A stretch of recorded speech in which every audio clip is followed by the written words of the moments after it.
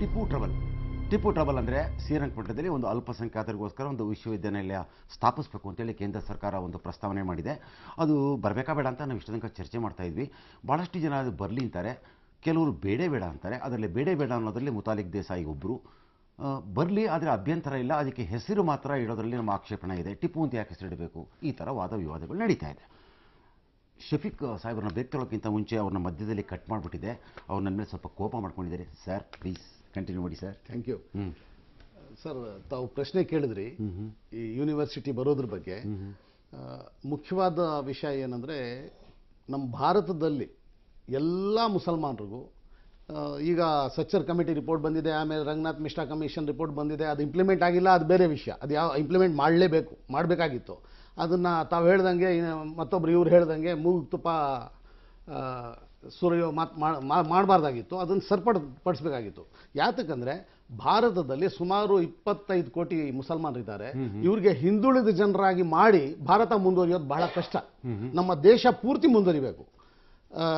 2021ನೇ ಇಸ್ವಿ ಅಷ್ಟೊತ್ತಿಗೆ ನಮ್ಮ ಭಾರತ ಸೂಪರ್ ಪವರ್ ಆಗಲೇಬೇಕು. ಅದಾಗಲೇಬೇಕಂದ್ರೆ ಇಷ್ಟೊಂದು ದೊಡ್ಡ ಒಂದು ಜನಸಂಖ್ಯೆನ ಹಿಂದುಳಿದಾಗಿ ಇಟ್ಟುಬಿಟ್ಟು ಏನು ಮಾಡೋಕ್ಕಾಗೋದಿಲ್ಲ. ಇದು 60 ವರ್ಷ ಹಿಂದುಳಿದವರು ಮುಂದುಳಿದವರು ಭಿನ್ನಾಭಿಪ್ರಾಯ ಮಾಡೋದು ಯಾರೋ ಕೆಲವರಿಗೆ ಫಸ್ಟ್ ಎಜುಕೇಶನ್ ಬೇಕು, ಹಿಂದೂ ಮುಸ್ಲಿಂ ಅಂತೇಳಿ ಹಿಂಗೆ ಗಲಾಟೆ ಆಯ್ತಪ್ಪ. ಇಲ್ಲ, ಹಿಂದೂ ಮುಸ್ಲಿಂ ವಿಷಯ ಇಲ್ಲಿ ಬರಲ್ಲ. ಇದು ಹಿಂದೂ ಮುಸ್ಲಿಂ ಅಂತ ದಯವಿಟ್ಟು ತರಬೇಡಿ. ಮುಸಲ್ಮಾನರಲ್ಲಿ ಬ್ಯಾಕ್ವರ್ಡ್ ಜಾಸ್ತಿ ಇದೆ, ಮುಸಲ್ಮಾನರಲ್ಲಿ ಇಕನಾಮಿಕ್ ಇದೆ. ಅವ್ರಿಗೆ ಮುಸಲ್ಮಾನರಂತ ಕರೀಲೇಬೇಡಿ ಅಂತ ಹೇಳಿದ್ರೆ ತಪ್ಪಾಗುತ್ತೆ. ಅವ್ರಿಗೆ ಹಂಗೆ ಕರಿಬೇಕು, ಇನ್ನೇನು ಮಾಡಕ್ಕಾಗಲ್ಲ. ಮುಸಲ್ಮಾನರೇ ಹಿಂದುಳಿದವರು ಇರೋದು, ಅವ್ರಿಗೆ. ಆಮೇಲೆ ನಮ್ಮ ಭಾರತದಲ್ಲಿ ಎಲ್ರಿಗೂ ಸಮಾನವಾದ ಹಕ್ಕಿದೆ. ಮುಸಲ್ಮಾನರು ವಂಚಿತರಾಗಿದ್ದಾರೆ, ಸಮಾನವಾದ ಹಕ್ಕು ಸಿಕ್ಕಿಲ್ಲ. ಅದನ್ನ ದೊರಕಿಸ್ಕೊಡ್ಬೇಕಾದ್ರೆ ಇಂಥ ಯಾವ್ದಾದ್ರು ಎಜುಕೇಶನ್ ಇನ್ಸ್ಟಿಟ್ಯೂಷನ್ ಬಂದಾಗ, ಮುಸಲ್ಮಾನರದ್ದು ಬಂದಾಗ ಮಾತ್ರ ಎಲ್ಲರೂ ಕಲ್ಲು ಹಾಕಕ್ಕೆ, ಕಾಲು ಹಾಕಕ್ಕೆ, ಮೂಗು ತೂರ್ಸಕ್ಕೆ ಹೋಗ್ತಾರೆ. ಅವರು ಯಾರೋ ರೆಹಮಾನ್ ಖಾನ್ ಅವ್ರು ಏನೋ ಮಾಡಿಬಿಟ್ರು ಅಂತ ಬರ್ತಾರೆ, ಅಥವಾ ಇನ್ನೊಂದು ತರ್ತಾರೆ. ಬೇರೆ ಎಲ್ಲ ಯೂನಿವರ್ಸಿಟಿ ಸ್ಥಾಪನೆ ಆದಾಗ ಯಾರು ಅಡ್ಡ ಮಾಡಲಿಲ್ವೇ? ನೋಡಿ ನೀವು ಹೇಳ್ತಾ ಇರೋ ಪಾಯಿಂಟು ಚೆನ್ನಾಗಿದೆ. ಬಟ್ ನಂಗೆ ಸಂಶಯ ಬರೋದು, ಅನ್ವರ್ ಸಾಹೇಬರು ಅವಾಗ ಮಾತಾಡ್ತಾ ಇದ್ರು, the very concept of introducing this university ಹಿಂದೆ ಒಂದು ಕಾನ್ಸ್ಪಿರಸಿ ಇದೆ, ಫೈನಾನ್ಷಿಯಲ್ ಕಾನ್ಸ್ಪಿರಸಿ ಅಂತೇಳಿ. ಅವ್ರು ಕೆಲವು ಅವರು ಎಜುಕೇಶನ್ ಬರಬಾರ್ದು ಅಂತ ಹೇಳ್ತಾ ಇಲ್ಲ. ಈಗ ನಾನು ಪಬ್ಲಿಕ್ ಒಂದು ಕ್ಲಾರಿಫಿಕೇಶನ್ ಕೊಡಬೇಕು. ಅನ್ವರ್ ಮಾಣಿಯಪ್ಪಾಡಿ ಅವರು ಬಿಜೆಪಿನೋ RSS ಏನೋ ಇರ್ಬೋದು, ಅಲ್ಪಸಂಖ್ಯಾತರ ಆಯೋಗದ ಅಧ್ಯಕ್ಷರು ಇದ್ದಾರೆ, ಸ್ವತಃ ಮುಸಲ್ಮಾನ್ ಬಂಧುನೂ ಕೂಡ ಇದ್ದಾರೆ. ಅವರು ಎಜುಕೇಷನ್ ಇಲ್ಲಿ ಬರೋದಕ್ಕೇನು ಅವರಿಗೆ ಆಕ್ಷೇಪಣೆ ಇಲ್ಲ. ಆದರೆ ಅದು ಹಿಂದೆಡೆ ಒಂದು ಅದಕ್ಕೇನಂತಾರೆ ಅಂದರೆ ಹುನ್ನಾರ, ಅಥವಾ ಅಲ್ಲಿ ಒಂದು ಅಲ್ಟೀರಿಯರ್ ಮೋಟಿವ್ ಅಂತಾರೆ. ಆ ಅಲ್ಟೀರಿಯರ್ ಮೋಟಿವ್ನ ರೆಹಮಾನ್ ಖಾನ್ ಸಾಹೇಬರು ಇಟ್ಕೊಂಡಿದ್ದಾರೆ. ಯಾಕೆಂದರೆ ರೆಹಮಾನ್ ಖಾನ್ ಸಾಹೇಬರ ಚರಿತ್ರೆ ಚೆನ್ನಾಗಿಲ್ಲ ಅನ್ನೋಕ್ಕೆ ಇಷ್ಟೊಂದು ದಾಖಲೆಗಳು ಇಟ್ಕೊಂಡಿದ್ದಾರೆ. ಇದನ್ನ ದ್ವಾರಕನಾಥ್ ಒಪ್ತೀರಾ? ಇಲ್ಲಿ ರೆಹಮಾನ್ ಖಾನ್ ಸಾಹೇಬರು ಏನು ತಪ್ಪು ಮಾಡಿದ್ರು, ಅದು ಬಹುಶಃ ಕಾಂಗ್ರೆಸ್ BJP ನಡುವೆ ಇರುವಂತಹ ಪೊಲಿಟಿಕಲ್ ಭಿನ್ನಾಭಿಪ್ರಾಯಗಳಿರ್ಬೋದು, ಒಬ್ಬರ ಮೇಲೆ ಒಬ್ಬರು ಮಣ್ಣೆರ್ಚೋದಿರ್ಬೋದು, ಅದೇನೇ ಇರ್ಬೋದು. ಅವೆಲ್ಲಕ್ಕಿಂತಲೂ ಹೆಚ್ಚಾಗಿ ನಮ್ಮಂಥವರು, ನಾನಾಗಲಿ ಚಂಪಾ ಆಗಲಿ, ನಮ್ಮಂಥವರು ಯೋಚನೆ ಮಾಡಿದೇನಂತಂದ್ರೆ, ಈ ನೆಲಕ್ಕೆ, ಈ ನಾಡಿಗೆ ಒಂದು ಯೂನಿವರ್ಸಿಟಿ ಬರ್ತಾ ಇದೆಯಲ್ಲ ಅನ್ನೋಂಥ ಸಂತೋಷ, ಹೆಮ್ಮೆ ಪಡಬೇಕು. ಅದರಲ್ಲಿ ಮುಸಲ್ಮಾನರಿಗಾಗಲಿ, ದಲಿತರಿಗಾಗಲಿ, ಹಿಂದುಳಿದವರಿಗಾಗಲಿ, ಎಲ್ಲರೂ ಆಗಲಿ ಇವರ ಪೊಲಿಟಿಕಲ್ ಮೋಟಿವ್ಸ್ ಹೆಂಗಿರುತ್ತೆ ಅಂತ ಹೇಳಿದ್ರೆ, ಆಗಲೇ ಮನಪಡಿಯವರು ಹೇಳ್ತಾ ಇದ್ರು, ಭಾಳ ವಿವರವಾಗಿ ಹೇಳಿದ್ರು ಅವರ ಇದನ್ನೆಲ್ಲ. ಅದು ಬೇರೆ ಪ್ರಶ್ನೆ. ಈಗ ಕರ್ನಾಟಕದಲ್ಲಿ ಹಾವನೂರು ಕಮಿಷನ್ನಿಂದ ಹಿಡ್ಕೊಂಡು ನನ್ನ ಕಮಿಷನ್ವರೆಗೂ ಕೂಡ ಮುಸಲ್ಮಾನರಿಗೆ ರಿಸರ್ವೇಷನ್ ಕೊಡ್ತಾ ಇದ್ದೀವಿ. ಅದು ಯಾವ ಕೋರ್ಟ್ಗೂ ಹೋಗಲಿಲ್ಲ, ಸ್ಟೇನೂ ಆಗಲಿಲ್ಲ, ಏನೂ ಆಗಲಿಲ್ಲ.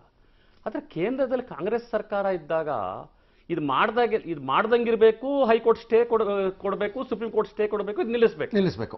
ಇಲ್ಲಿ ನನಗೆ ಕಾಂಶಿರಾಮ್ರವರ ಒಂದು ಮಾತು ಯಾವಾಗಲೂ ನೆನಪಾಗ್ತಿರುತ್ತೆ ನನಗೆ. ಈ BJP ಹೆಡಿಯಟ್ಟಿದ ಸರ್ಪನಂತೆ, ಅದು ಕಾಣಿಸ್ತಿರುತ್ತಂತೆ, ಎಲ್ಲಿ ಬೇಕಾದ್ರೆ ಕಚ್ಚಿಬಿಡುತ್ತೆ ಅದು. ಈ ಕಾಂಗ್ರೆಸ್ ಹುಲ್ಲಲ್ಲಿ ಮಲಗಿರೋ ಸರ್ಪ. ಎರಡು ಸರ್ಪಗಳೇ, ಎರಡೂ ಹಿಂದುಳಿದ ವರ್ಗಗಳ ಮತ್ತು ದಲಿತರ ಮತ್ತು ಅಲ್ಪಸಂಖ್ಯಾತ ವಿರೋಧಿಗಳೇ. ವೀಕ್ಷಕರೇ, ಈ ಮಾತನ್ನ ಡೌಟೇ ಇಲ್ಲ. ದ್ವಾರಕನಾಥ್ ಅವರು ಕೇವಲ ವಕೀಲರಲ್ಲ, ಅವರು ಹಿಂದುಳಿದ ವರ್ಗಗಳ ಆಯೋಗದ ಅಧ್ಯಕ್ಷರಾದವರು ಅಭ್ಯಾಸ ಮಾಡ್ಕೊಂಡಿದ್ದಾರೆ. ಹಾಗೆ ತಾವು ಅನ್ವರ್ ಕೂಡ ಬೇಕಾದಷ್ಟು ಅಭ್ಯಾಸ ಮಾಡ್ಕೊಂಡಿದ್ದಾರೆ. ಕಾಂಗ್ರೆಸ್ ಅಂದ್ರೆ NDA ಅಂತ ನಾನು ಕರಿಬೋದಾ? ಖಂಡಿತ. NDA and UPA ವಿಷ ಸರ್ಪಗಳು ಅಂತ. ಹಾಗಾದ್ರೆ ನಾವು ಒಂದು ಹೇಳ್ತಿದ್ದಾನೆ, ವಿಶ್ವವಿದ್ಯಾಲಯಗಳು ಬರೋದು ಬಹಳ ಸಂತೋಷ, ಬರಲೇಬೇಕು, ನಮ್ಮ ರಾಜ್ಯಕ್ಕೆ ಬರಬೇಕು, ನಮ್ಮ ರಾಜ್ಯದೆಲ್ಲರೂ 6 ಕೋಟಿ ಜನಗಳ ಮುಂಬರಬೇಕು, ವಿದ್ಯಾಭ್ಯಾಸ ಚಿಂತನೆ ಆಗಬೇಕು. ನಾವು ಹೇಳುದು ಅದನ್ನು ವಿವಾದಾತ್ಮಕವಾಗಿ ತರಬೇಡಿ. ವಿವಾದ ಮಾಡಿದವರು ಯಾರು? ವಿವಾದಾತ್ಮಕವಾಗಿ ತರಬೇಡಲ್ಲ. ಯಾವುದೋ ಒಂದು ಹೆಸರು ಹಾಕಿದ ತಕ್ಷಣ ಜನಾಂಗದ ಹೆಸರು Okay. ಹೆಸರು ಆಗ್ತದೆ ಜನ ವಿರೋಧ ಹಾಕಾದ್ರೆ ವೀಕ್ಷಕರೇ, ಆಗುತ್ತೆ ನಮ್ಮ ಟಿಪ್ಪು ಟ್ರಬಲ್ ಫ್ಯಾಂಟಾಸ್ಟಿಕ್ ಫ್ಯಾಂಟಾಸ್ಟಿಕ್. ಸಂತೋಷ. ಓಕೆ, ಈಗ ನಮ್ಮ ಕಾರ್ಯಕ್ರಮನ ವೀಕ್ಷಕರೇ ಎಲ್ಲ ಶಫೀಕ್ ಟೈಮ್ ಅಪ್. ನಾನು ಅವಾಗಲೇ ಹೇಳಿದೆ ಕಡೆ ಮಾತು ನಾನು ಚಂಪಾ ಅವ್ರಿಗೆ ಇಲ್ಲ ಬೇಗ ಒಂದು ಸೆಂಟೆನ್ಸ್. ಏನಿಲ್ಲ ಸರ್, ವಿಶ್ವವಿದ್ಯಾಲಯ ಆಗ್ಲೇಬೇಕು, ಅದಕ್ಕೆ ಟಿಪ್ಪು ಹೆಸರು ಇಡಲೇಬೇಕು. ಸರಿ ಸರ್, ತಾವು ಟಿಪ್ಪು ನಮ್ಮ ಬರೀ ಕರ್ನಾಟಕ ಚರಿತ್ರೆ ಇಡೀ ಭಾರತದ ಚರಿತ್ರೆ ಒಳಗೆ ಬಹಳ ಗೌರವಾನ್ವಿತವಾದಂಥ ಒಂದು ಹೆಸರು. ಬ್ರಿಟಿಷರ ದಬ್ಬಾಳಿಕೆಯ ವಿರುದ್ಧ ಹೋರಾಟ ಮಾಡಿ ಅವನ ಹೆಸರು ಇಡಬೇಕಾಗ ಮೈಸೂರು ಹುಲಿ ಅಂತ ಇರೋ ಟಿಪ್ಪು ಸುಲ್ತಾನ್ ಹೆಸರು ಇಟ್ಟರೆ ಅದು ನಮಗೆ ಗೌರವ, ಇಡೀ ದೇಶಕ್ಕೆ ಗೌರವ. ದೇಶಭಕ್ತರು ಅಂತ ಕರ್ಕೋತಾರಲ್ಲ ಅವ್ರಿಗೂ ಸಹಿತ ಗೌರವ. ನಾನು ಪೂರ್ತಿ ಸಮರ್ಥಿಸ್ತೇನೆ ನಮ್ಮ ಚಂಪಾ. ಓಕೆ, ಈಗ ಒಬ್ರು ಮಾತು ಒಬ್ರು ಸಮರ್ಥನೆ ಮಾಡ್ಕೊಂಡ್ರು. ವೀಕ್ಷಕರು, ಈಗ ನಾನು ನನ್ನ ಕಾರ್ಯಕ್ರಮ ಪೂರೈಸ್ತಾ ಇದ್ದೀನಿ. ಈಗ ಟಿಪ್ಪು ಟ್ರಬಲ್ ಕ್ಲೋಸ್ ಆಗುತ್ತೆ. ಇನ್ನೊಂದು ದಿವಸ ಒಂದು ಚರ್ಚೆ ಇಟ್ಕೊಳ್ಳೋಣ.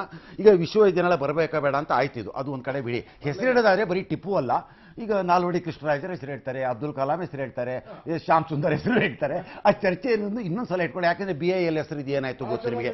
ಸರ್ವಜ್ಞನಿಂದ ಹಿಡಿದು ಬಸವೇಶ್ವರನಿಂದ ಹಿಡಿದು ಮುನಿಯಪ್ಪನವ್ರಿಗೆ ಹೆಸರು ಬಂದು ಕೊನೆ ಕೆಂಪೇಗೌಡರು ಗೆದ್ರು. ಮುಂದಿನ ಚರ್ಚೆಯಲ್ಲಿ ನಾವು ಯೂನಿವರ್ಸಿಟಿ ಇದೆಯಲ್ಲ, ಅಲ್ಪಸಂಖ್ಯಾತ ಯೂನಿವರ್ಸಿಟಿ, ಅದಕ್ಕೆ ಏನು ನಾಮಕರಣ ಮಾಡಬೇಕು ಅನ್ನೋ ದಯವಿಟ್ಟು ಮಾಡಕ್ಕೆ ಹೋಗಬೇಡಿ ಈಗಲೇ, ಯಾಕೆಂದರೆ ಇನ್ನೂ ಕೂಸೆ ಹುಟ್ಟಿಲ್ಲ, ಕೊಲೈ ತೋರಿಸೋದು ತಪ್ಪಾಗುತ್ತೆ ವೀಕ್ಷಕರೇ. ಸೊ ಈ ಕಾರ್ಯಕ್ರಮ ಮುಗಿಸ್ತಾ ಇದ್ದೀನಿ. Wish you all the best and news ಅಂದರೆ ಪಬ್ಲಿಕ್ TV.